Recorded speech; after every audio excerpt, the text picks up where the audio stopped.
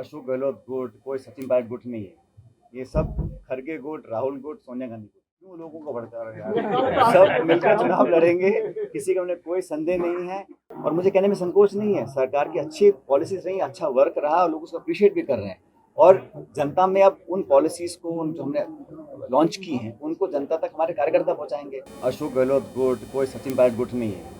ये सब खड़गे गुट, राहुल गुट, सोनिया गांधी गुट है, हम सब लोग। अभी जब दावेदारों की जो सूची तय हो रही है सर, इसमें कई प्रत्याशी ऐसे होंगे जो आपके भी खास होंगे और कई प्रत्याशी ऐसे होंगे जो मुख्यमंत्री या कांग्रेस के आलाकमान के खास होंगे। ऐसे में असमंजस की स्थिति होगी दोनों ही जगह पर। मैं स्पष्ट कर देता हूँ कि जो भी उम्मीदवार हैं, जो भी कहीं के भी हैं, वो सब मेरे ही गुट के हैं, मानता हूँ। इसमें कोई किसी का अलग गुट किसी का नहीं है, सब कांग्रेस पार्टी के हाथ के निशान के साथ हैं। ये हो सकता है कि किसी की लाइक और किसी को ज़्यादा कम पसंद करते हो, ये स्वाभाविक है, हम इंसान हैं, किसी को ज़्यादा पसंद कम पसंद, लेकिन हम सब संगठन, विचारधारा, पार्टी से बने हुए लोग हैं। और जो भी चुनाव लड़ेगा उसको चुनाव कांग्रेस पार्टी लड़ाएगी, खड़गे जी, राहुल जी, सोनिया गांधी जी लड़ाएंगी, हाथ का चुनाव लड़ाएगा, हाथ का चुनाव चिन्ह। और ये सबको बात जानते हैं और सभी बात को एक्सेप्ट। लेकिन अंदर ही अंदर सब यही कहते हैं, कोई अंदर बाहर की बात नहीं है, बिल्कुल स्पष्ट है, तो उसकी सब मिलकर लड़ेंगे। ऐसा कुछ आप क्यों लोगों को भड़का रहे हैं यार? सब मिलकर चुनाव लड़ेंगे, किसी का उन्हें कोई संदेह नहीं है। जो 4.5 पौने 5 साल निकल गए हैं, चुनाव का समय आ गया, अब जिम्मेदारी के साथ, गंभीरता के साथ, क्योंकि भाजपा सब काम करने वाली है।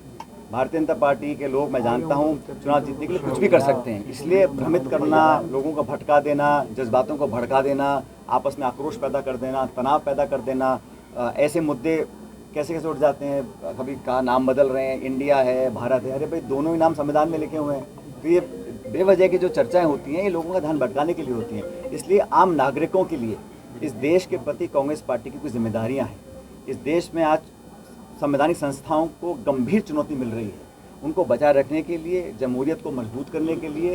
ये कांग्रेस सबसे बड़ा विपक्षी दल है, तो इंडिया अलायंस में हम लोग उसको लीड करते हैं, लेकिन हम सबको साथ लेकर चलें, बहुत बड़ी बात है। कितने अरसे के बाद इतने दल इकट्ठे आए हैं, अपने अपने इंटरेस्ट को पीछे रखकर देश को बचाने के लिए एक इंडिया अलायंस हमने फॉर्म किया है। तो जब बाकी लोग कर रहे हैं तो कांग्रेस जन का तो और ज़्यादा दायित्व बन जाता है कि एकजुटता दिखाएं और आपस में मिलकर साथ चलें। हम सब चुनाव लड़कर भाजपा को हराएंगे, तभी तो मैं समझता हूँ हमारा जो इंडिया अलायंस है, हमारी कांग्रेस पार्टी का जो उद्देश्य है, उसको पूरा कर पाएंगे। कांग्रेस की अलायंस इंडिया का है, तो क्या अलायंस के जो घटक हैं वो कह रहे हैं कि सनातन धर्म को भी समाप्त करना है? ऐसा है, मैं इसमें क्या का कमेंट करना नहीं चाहता हूँ, लेकिन हम में से किसी भी व्यक्ति को ऐसी कोई बात नहीं बोलनी चाहिए जो किसी और दूसरे व्यक्ति के जज्बात या सेंटिमेंट्स को हर्ट करे। हमारी कुछ भी सोच हो वो हम तक रखें, लेकिन किसी को भी अधिकार नहीं है कि किसी और की फीलिंग्स या सेंटिमेंट्स को हम लोग हर्ट करें। ये हमारे यहाँ एक फ्रीडम ऑफ स्पीच है, अपनी आप बात को व्यक्त कर सकते हैं, लेकिन एक ध्यान रखना चाहिए कि किसी और के जज्बातों को हम ठेस ना पहुँचाएं। अजमेर आने का आज कोई विशेष मैं बहुत दिनों से पत्रकार वार्ता नहीं करी थी, मैंने कहा आपके जो समर्थक हैं उनको कोई मैसेज आपकी तरफ से देना चाहेंगे? क्योंकि मेरा सब कांग्रेस पार्टी के समर्थक हैं और मैं कांग्रेस पार्टी का कार्यकर्ता हूं। हम सब मिलकर एक परिवार के रूप में बैठे हैं, काम करेंगे। और मैं दावे से दोबारा कह रहा हूं आपको, ताकि आप लोग कंफ्यूज ना हो, कि राजस्थान के अंदर कांग्रेस की सरकार दोबारा बनानी है, सबको साथ लेकर चलना है। तेरा मेरा करने का कोई समय नहीं है। और जो हमारे पत्रकार साथी ये गुटबाजी की बात करते हैं, इसको आप विराम दे दें, क्योंकि सब लोग कांग्रेस पार्टी के गुट के हैं और सोनिया राहुल गुट के हैं। लेकिन पार्टी के लोग कह रहे हैं कि अजमेर में समानांतर कांग्रेस संचालित होगी, उसको कैसे समाप्त करेंगे? समानांतर कांग्रेस एक है, चुनाव चिन्ह एक है, ये तो बहुत बड़ा दरिया है, इसमें सब लोग शामिल होंगे। तो संगठन की बैठक शहर अध्यक्ष नहीं बुलाते हैं, कहीं और से उसका कॉल। धर्मेंद्र राठौड़ उसको साफ से पूछा धर्मेंद्र राठौड़ बुलाते हैं बकायदा आरटीडीसी के अंदर। कौन बुलाते हैं? धर्मेंद्र राठौड़ आरटीडीसी चेयरमैन जो है, वो संगठन की बैठक कॉल करते हैं। धर्मेंद्र राठौड़ आरटीडीसी चेयरमैन, हाँ, जो ने आपके लिए भी स्टेटमेंट दिए थे पहले, मैं देखा नहीं कैसे। वो बकायदा उनका आरोप है कि वो समानांतर कांग्रेस चला रहे हैं। नहीं, मुझे लगता है ऐसे कोई कर रहा होगा। अगर कोई कर रहा है तो आपके ये विजय जी सुन लो ना, मुझे लगता नहीं ऐसे कोई कर रहा होगा। अगर कोई कर रहा है तो ठीक नहीं कर रहे हैं, हम सबको साथ में। हालांकि मुझे लगता नहीं ऐसे कोई कर रहा होगा। राजस्थान आखिरी की दो कानून व्यवस्था पर क्या कहेंगे? क्राइम होता है, पुलिस पकड़ती है, मैंने क्या स्टेटमेंट दिया था इसलिए आपने। और बताओ भाई, कुछ मजेदार बात है। शांति रविवार पर बयान दिया गजेंद्र सिंह शेखावत ने, उन पर अब अब ये चुनाव आ रहे हैं, लोग बयान देते हैं, लेकिन मुद्दों की बात कोई नहीं कर रहा है। मुद्दा ये है कि 25 सांसद जीत के गए राजस्थान से। आपने राजस्थान को क्या दिया? ARCP के प्रोजेक्ट को आपने मान्यता दी, मोदी जी खुद कह गए थे कि इसको हम बनाएंगे नेशनल प्रोजेक्ट। अजमेर में बोल के गए थे, क्या रहा?